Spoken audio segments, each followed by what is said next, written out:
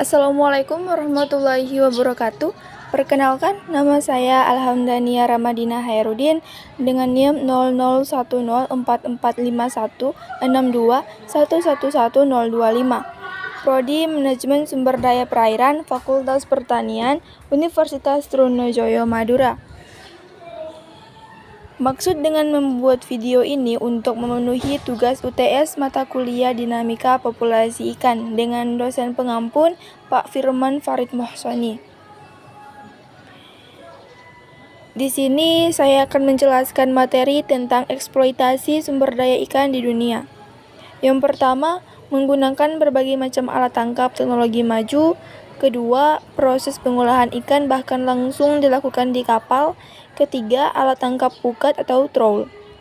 Sedangkan menurut keputusan Presiden RI nomor 39 tahun 1980 tentang penghapusan jaring trawl, permasalahan alat tangkap trawl dilarang karena dianggap tidak efektif dan diyakini dapat merusak keanekaragaman hayati bawah laut. Masalah terbesar dalam penggunaan trawl adalah proses penangkapan ikan yang tidak selektif. Saat jaring trawl yang besar dan berbobot ditarik melintasi dasar laut, maka segala sesuatu yang kebetulan menghalangi akan ikut tersapu juga.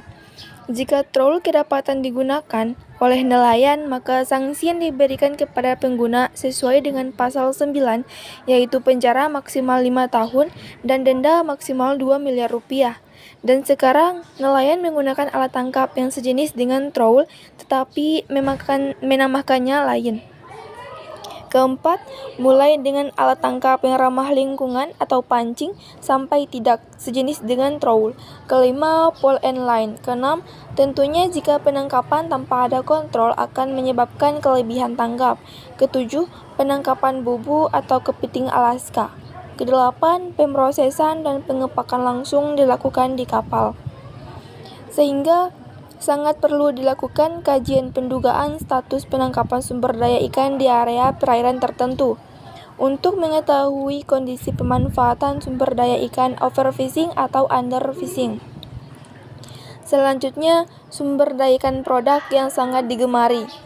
Dari data 5 negara teratas untuk ekspor sumber daya ikan mulai dari bulan Januari sampai April 2020. Untuk udang, tertinggi Amerika 68,43%, terendah di ASEAN 1,41%. Kedua, tuna skip atau jack, tertinggi di Amerika 31,78%, terendah Uni Eropa 8,96%. Cumi tertinggi Tiongkok 41,35%, terendah Jepang 3,61%. Yang keempat, crab. Yang tertinggi Amerika 79,32%, Uni Eropa 3,28%. Yang kelima, rumput laut. Tertinggi di Tiongkok 62,64% dan terendah di Korea Selatan 4,47%. Sedangkan ekspor di Indonesia sendiri mulai tahun 2019 tertinggi udang yang dibudidayakan mencapai 1,719,04 juta. Kemudian tuna, tongkol, dan cakalang untuk perikanan tangkap mencapai 747,54 juta dolar Amerika Serikat. Sedangkan air tawar nila hanya 1%.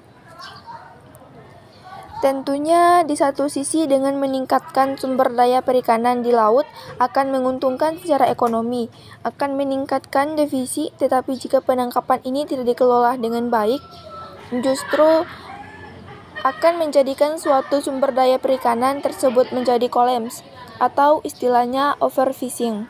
Oleh karena itu, kajian untuk mengetahui bagaimana status suatu perairan untuk ikan-ikan tertentu menjadi sangat penting untuk mengetahui kebijakan selanjutnya.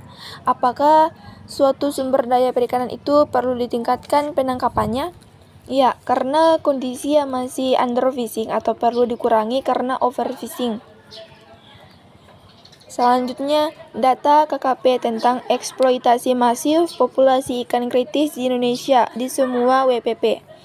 Kementerian Kelautan dan Perikanan memperkirakan sumber daya ikan akan habis jika eksploitasi penangkapan diberikan berlangsung secara berlebihan. Di sejumlah wilayah potensial, populasi beberapa jenis ikan terancam kritis. Pembatasan dan pengendalian izin penangkapan diperlukan agar stok ikan dapat berkesinambungan. Di data menunjukkan bahwa ada status merah atau berlebih tangkap atau overfishing, kuning penuh dan hijau sedang. Ada beberapa jenis yaitu pelagis besar, udang, pelagis kecil, dan demersal. Indonesia bagian timur penangkapan ikannya masih hijau, artinya penangkapannya tidak atau belum berlebihan. Sedangkan Indonesia bagian barat penangkapan ikan sudah sampai warna merah karena penangkapannya sudah berlebihan. Di tiap wilayah di Indonesia mempunyai kondisi-kondisi yang berbeda. Oleh karena itu, kajian untuk dinamika populasi untuk mengetahui status pemanfaatan sumber daya ikan harus berbasis stok. Untuk mengetahui status potensi sumber daya ikan di suatu wilayah, entah wilayah perairan laut atau perairan tawar. Ada beberapa pendapat, yaitu menurut yang pertama, Cushing tahun 1968 mendefinisikan stok sebagai sesuatu yang memiliki daerah pemijahan tunggal di mana hewan dewasanya akan kembali dari tahun ke tahun. Kedua, Larkin tahun 1972 mendefinisikan stok sebagai suatu populasi organisme yang memiliki kumpulan gen yang sama, cukup terpisah yang menjamin pertimbangan sebagai suatu sistem mandiri yang sama, cukup terpisah yang menjamin pertimbangan sebagai suatu sistem mandiri yang kekal yang dapat dikelola. Yang ketiga, Eisen et al. Tahun 1981 mendefinisikan stok sebagai satu kelompok interspesifik dari individu-individu yang berhubungan secara acak dalam kesatuan menyeluruh menurut waktu dan ruang. Keempat, Ritschker tahun 1975 mendefinisikan sebagai bagian dari suatu populasi ikan yang berada di bawah pertimbangan pandangan dalam pemanfaatannya baik secara aktual maupun potensial.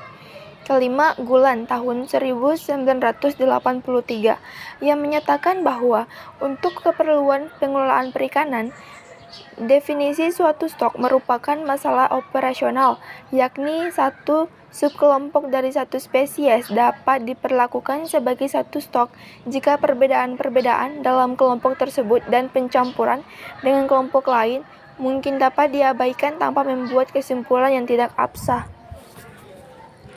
Dari kelima kajian tersebut dapat diambil kesimpulan bahwa stok sendiri adalah suatu kelompok organisme dari suatu spesies yang mempunyai karakteristik atau parameter stok yang sama dan menempati suatu daerah geografis tertentu.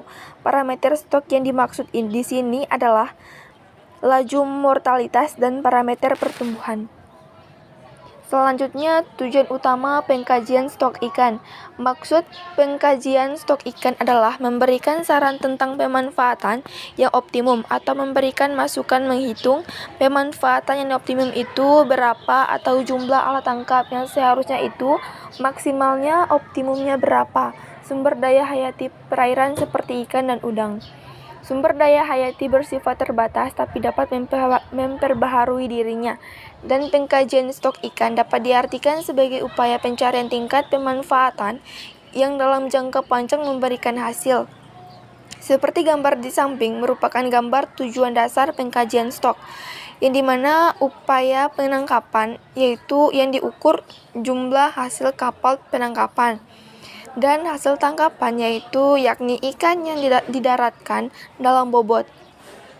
Penangkapan ini bila bertambah hasil tangkapannya meningkat, terus meningkat satu titik itu mendapatkan nilai optimum. Dan ini jika penangkapan terus bertambah maka hasil tangkapan justru akan menurun.